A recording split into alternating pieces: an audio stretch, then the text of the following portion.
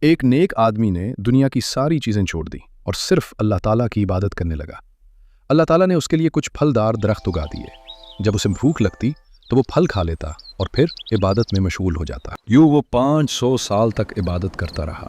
ایک دن ایک فرشتہ اس کے پاس آیا اور آہستہ سے کہا، اے نیک بندے، اللہ تعالیٰ نے حکم دیا ہے کہ تمہیں اپنی رحمت سے جنت میں داخل کیا جائے۔ لیکن اس نیک بندے نے اس مرتبے کے بجائے اپنی عبادت پر بھروسہ کیا اور کہا، میں نے 500 سال عبادت کی ہے، میں چاہتا ہوں کہ جنت میں اپنے اعمال کی وجہ سے جاؤں، نہ کہ صرف رحمت کے سہارے۔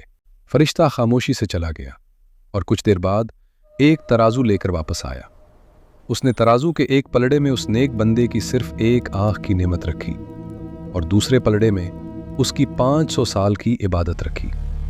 جب ترازو تولا گیا تو ایک آنکھ کی نعمت 500 سال کی عبادت سے زیادہ بھاری نکلی اور پلڑا جھک گیا۔ فرشتے نے کہا، اللہ کی رحمت کے بغیر انسان کے سب سے اچھے اعمال بھی جنت کے دروازے نہیں کھول سکتے۔ اگر تم 500 سال اور عبادت کرو تب بھی تم اللہ کی ایک نعمت کا حق ادا نہیں کر سکتے۔ یہ سن کر نیک بندہ رونے لگا اور دعا کرنے لگا، اے اللہ، مجھے صرف اپنی رحمت سے جنت میں داخل فرما۔ اللہ تعالیٰ نے اس کی دعا قبول فرمائی اور حکم دیا، میرے بندے کو میری رحمت سے جنت میں داخل کر دو۔ یاد رکھو، انسان کے اچھے اعمال کتنے بھی بڑے کیوں نہ ہو، اللہ کی رحمت کے بغیر جنت حاصل نہیں ہوتی۔ ہمیشہ اپنی عبادت کے ساتھ اللہ کی رحمت کی دعا کرتے رہو۔